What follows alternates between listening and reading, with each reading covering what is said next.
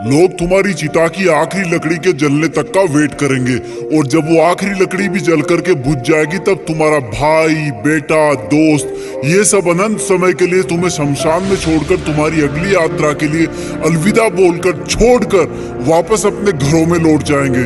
कुछ दिन तो तुम उनके बीच जिंदा रहोगे कि अच्छा इंसान था, थोड़े दिन और जी लेता, और फिर समय के भौर में वो तुम्हें कहीं पीछे छोड़कर आगे निकल पड़ेंगे।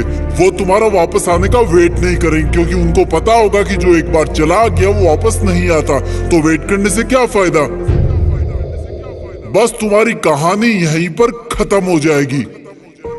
तुम ऊपर से देखकर सोचोगे कि लोग कितने स्वार्थी थे, जब मैं उनके काम आता था तो कितने पास रहते थे।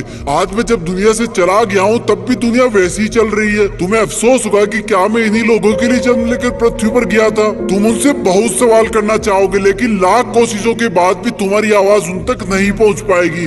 तुम वापस आकर फिर से दोबारा जिंदगी जीना चाहोगे क्योंकि तुम्हें जिंदगी जीने का मतलब तब समझ में आ चुका होगा। तुम्हें महसूस होगा कि तब तुम अपनी लाइफ में अपने आसपास के माहौल में खुद को कितना भूल गए थे।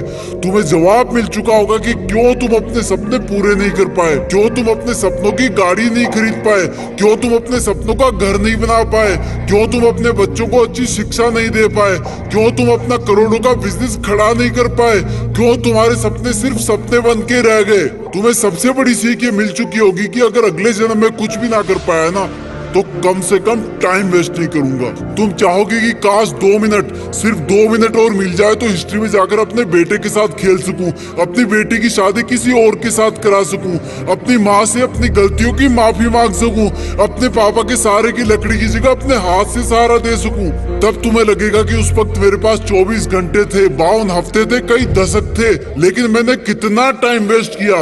माँ जगाते जगाते थक जाती थी लेकिन तुम रात को देर तक पढ़ने के बहाने से सुबह 8 बजे तक सोते रहते थे, जबकि असलियत ये थी कि तुम चैटिंग करते रहते थे, अपनी फोटोज को एडिट करके अपने आप को स्मार्ट दिखाते थे, गंदे वीडियो देखते थे। कितना टाइम वेस्ट करते थे तुम। जब माँ का फोन आता था तो तुम अपने जवानी वाले प्यार के साथ बिजी रहते थे और जब तुम्हारी माँ सो जाती थी तब तुम फॉर्मेलिटी के लिए एक मिस कॉल छोड़ दिया करते थे ताकि तुम सुबह ये दिखावा कर सको कि तुमने इतनी रात को भी कॉल बैक किया।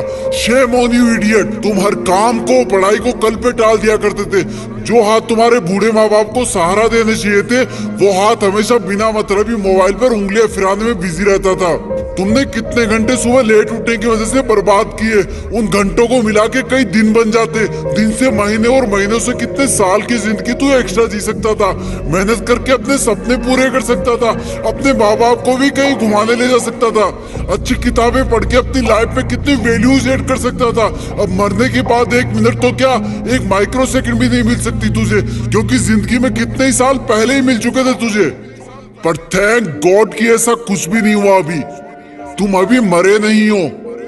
थैंक गॉड कि आज तुम थैंक गॉड बोलने के लायक इस धरती पर बचे हुए हो। तुम्हारा वक्त, तुम्हारे सपने अभी पूरे नहीं हुए हैं। तुम्हारे माँ बाप, घर वाले अब भी तुम्हारे सफल होने का वेट कर रहे हैं। तुम्हारा दिल अब भी तुम्हारे सपने पूरे होने का वेट कर रहा है। थैंक गॉड कि तुम्हारे हाथ की घड़ी अब भी तुम्हें वो दिन दिखाने का वेट कर रही है जब तुम एक हीरो की तरह लोगों के सामने खड़े होगे और लोग तुम्हारी रियल कहानियां सुनकर आंसू से भर जाएंगे, मोटिवेट होंगे। और उन लोगों को सबसे ज्यादा अफसोस होगा जिनने तुमको कुछ साल पहले मेहनत करने वाला ढोंगी कहा था, लेकिन फिर भी तुम्हारे मन में उनके लिए 1% भी बुरी भावना नहीं होगी। ये अलार्म कल भी बजेगा। अगर तुम उठ गए तो ये तुम्हारे जिंदा रहने का सबसे पहला सबूत होगा। अगर तुम अलार्म बजने से भी पहले उठकर अलार्म को बंद करके अपने काम पर लग गए तो ये तुम्हारे सफल होने का सबसे बड़ा सबूत होगा। और अगर अब भी तुम डेली 12 घंटे सोओगे तो तुम्हारी आधी लाइफ तुम मरे हुए के समान जियोगे, क्योंकि सोता हुआ और मरा हुआ इंसान इस दुनिया में नहीं रहता। तुम्हारा आउटपुट एब्सोल्यूट 0 रहता है। अगर तुम डेली 8 घंटे सोओगे तो तुम्हारी 1/3 लाइफ ऐसे ही खत्म हो जाएगी, और अगर डेली तुम 6 घंटे सोओगे तो तुम्हारी 1/4 लाइफ ऐसे ही गुजर जाएगी। अरे कई महान लोग तो सिर्फ 4 घंटे सोया करते थे। रात को सोकर सुबह उठने का मतलब है कि हमें और मौत में 1 दिन का फासला और कम हो गया है। इससे पहले कि मौत तुम्हारे पास पहुंचे तुम अपनी मंजिल तक पहुंच जाओ। अपनी कहानी लिख दो। जो लाइफ में करना चाहते हो वो कर लो, पर कम से कम सुबह जल्दी उठना सीख लो, क्योंकि तुम ज्यादा जीने के लिए अपनी उम्र नहीं घटा सकते। सिर्फ और सिर्फ बची हुई जिंदगी में टाइम मैनेज करके अपना टाइम बढ़ा सकते हो। तुम्हें करना होगा, तुम कर सकते हो। You can do it, you can manage your time. तुम्हें बाद में पछताने से पहले अभी अपने टाइम को सही ढंग से यूज करना होगा। जय हिंद।